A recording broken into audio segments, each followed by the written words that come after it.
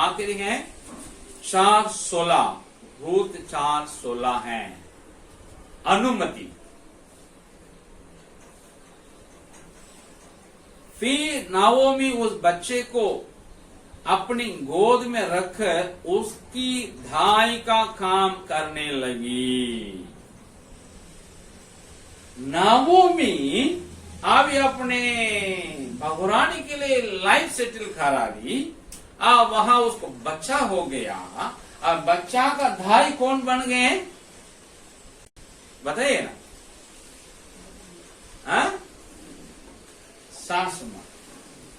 ये बच्चा का धाई, वो धाई मतलब नर्स, जो पालक माता, पालने वाली माता है। अभी ये तो बड़े घर की बन गई, मलकिन बन गई, अभी बहुत बड़ी हो गई वो पूरे बैतलहम के। इनका जो बच्चा है ये कौन से रिलेशन है? ये नाओमी का, नाओमी के पति के दूर के रिश्तेदार है इनका पति बोअज। इसलिए ये नाओमी का खून का रिश्तेदार नहीं है बच्चा, ये भी मोआब की है। इसका भी डीएनए दूसरे देश का, हस्बैंड का डीएनए है इनके पति की साइड का। तो नाओमी का क्या हक है? नाओमी का डायरेक्ट बेटी भी नहीं, पोता या पोता नहीं है। लेकिन बाइबल बताती है वो बच्चा को धाई बनकर उसको पालने लगी। इसका मतलब है इसका पूरा हक नाओमी इस पोता के ऊपर, बहुरानी सारी रूत के बेटे के ऊपर कर रही है। उसका मां बन गई है। ये नाओमी नहीं बोले, सुनिए ना, ये आपके बच्चा नहीं है, आपके बेटा के जन्मा नहीं है, दूसरा है। मेरा डीएनए दूसरे देश का, इस देश का नहीं है, नहीं बोली है। ठीक है, उसको मां मानी, इसलिए बेटा को उन्हीं का बेटा मानते हैं।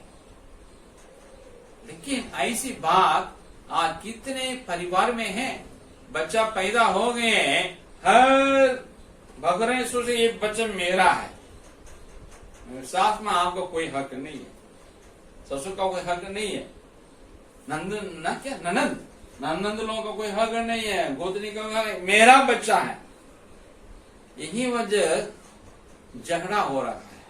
लेकिन हम परमेश्वर के लिए धन्यवाद करता है हमारे सीमा जी के बहू बपीता के लिए। वो अपने बच्ची को क्या कर दी, दे दी, सास में आप ही कर लीजिएगा। उसकी मम्मी कौन बन गई? सीमा जी एक मम्मी बन गई। और प्राची है उसकी बुआ ना, वो भी एक मम्मी बन गई है। जबकि चर्च आती है, बपीता नहीं आती है, बच्ची अपने कौन बोले, अपने बुआ और दादी के साथ आती है। हम उसको देख के बहुत खुश हो जाते हैं, बहुत अच्छे सास में अच्छे। ये तो नाओमी रूत ही हो गई मेरे ख्याल से ऐसे हर ये घर में होना चाहिए। जितनी बहू यहाँ बैठी हुई हैं उनके घर में, जितने बहुरानी भाभी हैं उनके घर में होना है। परमेश्वर भी चाहता है जहां कहीं आप काम करते हैं इस प्रकार आप व्यवहार कीजिएगा ना, परमेश्वर आपको आशीष करेंगे। मेरे भाई हैं, मेरा अपना सगा भाई है, उसकी एक लौती बेटी है, एक ही शहर में दोनों रहते हैं। उनकी बड़ी बेटी हुई, पहले बेटी हुई है, तो बेटी हमेशा मेरे भाई के यहाँ रहती है।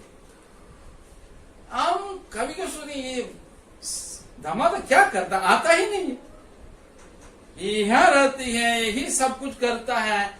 दामाद है लेकिन वो अपना घर में, उसी घर में है, आता नहीं है। हम बहुत गुस्सा भी आता है। एक बार पूछे थे मेरे भाई से, क्या अपन जिम्मेदारी निभाता नहीं तुम्हारे दामाद? बच्चा पैदा गए, तुम्हारी बेटी दामाद तुम्हारे यहाँ छोड़ दिए। नहीं, हम उनको पालते हैं, मेरा अच्छा लगा, मेरा बच्चा नहीं ना, इसलिए रखते हैं।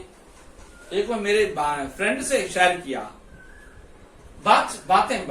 हाँ, पूछा था तुम्हारी बहनी कैसी है, भतीजी ना, भतीजी कैसी है? मैंने कहा है, बच्चा हुआ है, घर में यही पालता है। वही ना होगा, मेरे घर में कौन पालता है? मेरे बच्चे मेरे पापा में पालता है, हमारा क्या हक है?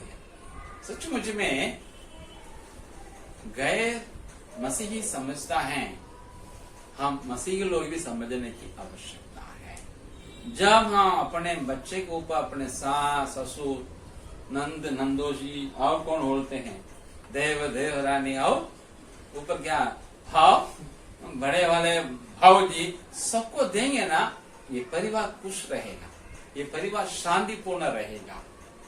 जब कभी आप काम करते हैं कहीं किसी के नीचे, तो अपना जो विक्ट्री होगा ना, सक्सेस क्या बोले हिंदी में, सफलता में अपने सीनियर के हिस्सेदार बना लीजिएगा, उसकी खुशी ही अलग है। परमेश्वर आप सबको ऐसा काम करें। तो 5 बातें मैं आपसे कहा, कैसे वफादारी के साथ प्रेम को निभाना है, कैसे हमारे पति के घर वालों को अपना बनाना है, या काम करते हैं मालिक के लोगों को अपना बनाना है, और कैसे सचमुच में प्रेम करना है अपने शरीर के अपने निम्न वर्ग के लोगों से। जो कुछ एंजॉय हम करते हैं उसी में उनको भी हिस्सेदार बनाना है, और कैसे आज्ञाकारी बन करके हम ऊंचे उठ जाएं, और आखिर में कैसे हम अपने सफलता में औरों को हिस्सेदार बना करके अपने खुशियों में औरों को हिस्सेदार बनाना। 5 बातें मैंने आपको कहा, इन बातों पे विचार कीजिएगा, इन बातों को अभ्यास कीजिएगा। आपके मेरे कलीसिया में रूपांतरण, आपके मेरे समाज में रूपांतरण, आपके मेरे देश में रूपांतरण, तभी हम लोग ये जगत की ज्योति पृथ्वी का नमक रहेंगे, तो हमारा देश भी बदल जाएगा।